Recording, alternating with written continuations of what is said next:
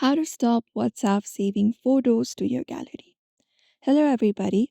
If you're having that issue or you do not want that pictures to be saved to your gallery automatically, you may follow up these steps.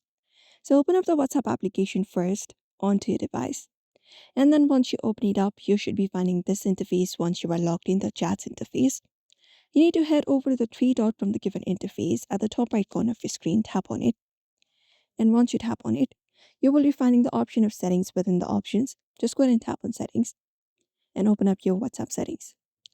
Now from here, you may locate up the option called chats, which is here in the middle of the screen. Tap on it. And after you tap on chats, here we will be finding option called media visibility. You just need to look out for this option called media visibility. Turn this option off and the newly downloaded media won't be saved in your device's gallery. So whenever you head over to your device's chats, so your WhatsApp chats, if you try to open up an image provided by people, like try to download it like this, the particular image will be seen in WhatsApp, but it won't be saved onto your own device. So that's it. You may follow up this method if you would like to do the same as well.